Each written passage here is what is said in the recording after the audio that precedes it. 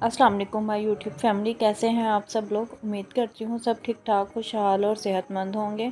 आज हम बहुत ही मज़ेदार किस्म का एक डीप फ्रोस्टिंग केक बनाने जा रहे हैं, जिसमें हम लोगों ने ना तो कोई बेकिंग करनी है, ना ही इसमें कोई एग डलेगा, ना ही इसमें हम लोग कोई बीटर यूज़ करेंगे। कुछ भी हम इसमें यूज़ नहीं करेंगे। बहुत ही ईजी रेसिपी है। और इसके लिए मैंने क्या किया है, मैंने ये रियो के बिस्किट्स ले लिए। आप लोगों के पास अगर कोई और बिस्किट हो तो आप वो भी ले सकते हैं। रियो के बिस्किट्स मैंने इसलिए चूज़ किए थे क्योंकि ये थोड़े से क्रंची ज़्यादा होते हैं। और ये मैंने 2 पैकेट लिए हैं।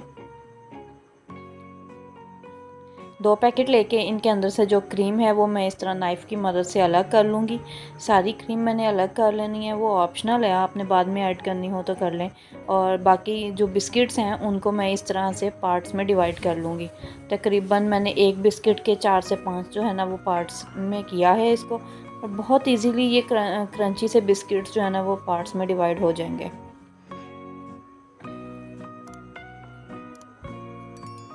और इसके साथ ही हमारा सेकंड प्रोसेस जो है वो ये होगा कि मैंने एक पैन लिया है। पैन में मैंने क्या किया है, मैंने तकरीबन 3 टेबलस्पून जो है ना बड़े वाले वो मैंने चीनी के ऐड कर दिए हैं। आप इससे ज़्यादा भी ले सकते हैं अगर आपको चीनी ज़्यादा पसंद है, मीठा ज़्यादा पसंद है तो। और इसके साथ जो है ना वो मैंने जितनी क्वांटिटी शुगर की मैंने ली है उससे हाफ़ क्वांटिटी जो है ना वो मैं इसमें कोको पाउडर ऐड करूँगी। नॉर्मली मार्केट से आपको मिल जाएगा बहुत आसानी से। अगर नहीं मिलता तो आप जो चॉकलेट होती है नॉर्मल उसको भी आप मेल्ट कर सकते हैं। फिर आप शुगर ऐड नहीं कीजिएगा, आप उसको वैसे ही सिंपली मेल्ट कर लीजिएगा। और उसमें जो है हम लोग साथ में मैंने इसमें फ्लेवर के लिए जो ऐड किया है वो चीज़ है कस्टर्ड। तकरीबन ये मैंने 1 टेबलस्पून ऐड किया है वनीला कस्टर्ड पाउडर। आप कोई भी कस्टर्ड पाउडर इसमें ऐड कर सकते हैं। एक तो ये थिकनेस देगा आपके मटेरियल को, और दूसरा इसमें जो है ना वो एक बहुत अच्छी सी फ्लेवर सा ऐड हो जाएगा और खुशबू बहुत अच्छी होगी।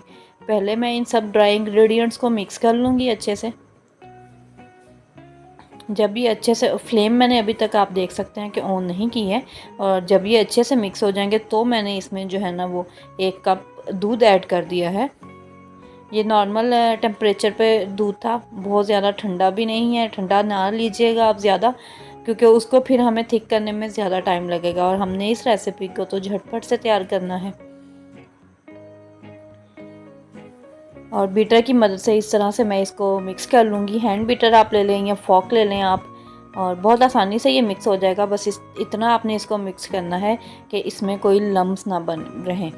जब अच्छे से ये मिक्स हो चुका होगा तो हम इसके नीचे फ्लेम ऑन करेंगे।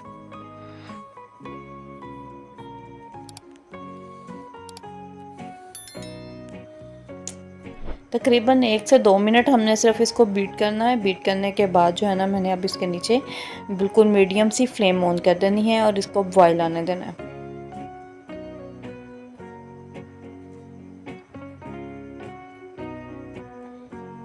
1 से 2 मिनट के लिए ये सिर्फ लेगा, क्योंकि जो हमने मिल्क इसमें ऐड किया है वो नॉर्मल टेम्परेचर का है। जब हल्का सा इसमें बॉयल आना शुरू हो तो मैंने इसमें 1 टीस्पून जो है ना वो बटर ऐड कर दिया, यानी कि मक्खन।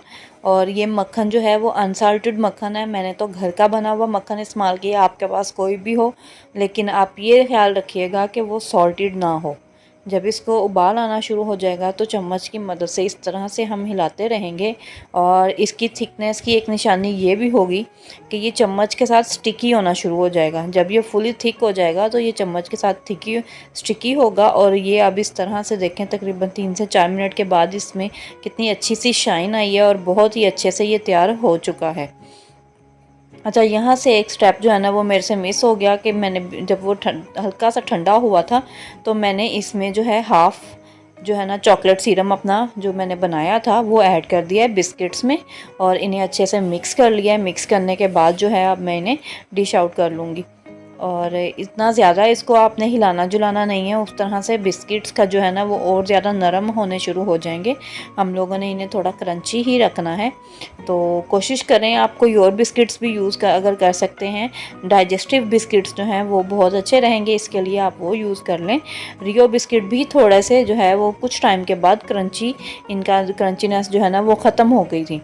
तो इसलिए मैं आपसे कह रही हूँ कि अगर आपके पास और कोई बिस्किट्स हों, हमारे इस एरिया में जो है वो सिर्फ यही अवेलेबल थे इस टाइम पर। इस डिश के लिए स्पेशली, तो मैंने इसलिए ये यूज़ कर लिए हैं। अगर आपके पास कुछ और है, डाइजेस्टिव बिस्किट्स हैं या कोई भी इस तरह के मटेरियल के बिस्किट्स हों, तो आप वो यूज़ कर लीजिएगा। और इस तरह से सारा जो है ना मैंने मटेरियल इसमें ऐड कर दिया है। 2 पार्ट्स में मैंने इसे जो है ना वो ठंडा करूँगी अब। और इस तरह से इसको पहले प्रेस करेंगे ताकि अच्छे से ये जो है ना वो सारा नीचे तक बैठ जाए। और इसके बाद जो बचा हुआ सिरप था, मैं वो भी इसमें इस तरह से चम्मच की मदद से या स्पैचुला की मदद से ऐड करती जाऊंगी ऊपर। और मैंने तो ज़रा जल्दी किया था, इसलिए इसको सिरप को ज़्यादा ठंडा नहीं कर सकी थी मैं। आप इसको पूरी तरह से ठंडा कर लीजिएगा पहले, फिर इसमें जो है ना वो बिस्किट्स को मिक्स कीजिएगा। और इस तरह से कुछ हो गया है। और लास्ट में जो है ना वो ऑप्शनल, मैंने आपसे कहा था, जो क्रीम थी वो मैंने सोचा बची रहेगी ऐसे ही फालतू में, तो मैंने उसको भी यूटिलाइज़ कर लिया। मैंने इस तरह से इसके ऊपर पार्ट्स जो है ना वो डिवाइड कर दिए थे। और कुछ देर के लिए मैं इसको जो है ना तकरीबन 30 मिनट्स के लिए फ्रिज में, नॉर्मल फ्रिज में हम लोग इसको रखेंगे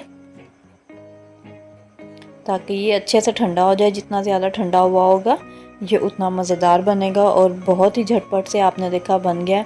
बच्चों को बहुत पसंद आएगा क्योंकि चॉकलेट मोस्टली बच्चों को बहुत ज़्यादा पसंद आती है। और चॉकलेट केक की अक्सर बच्चे फरमाइश कर रहे होते हैं।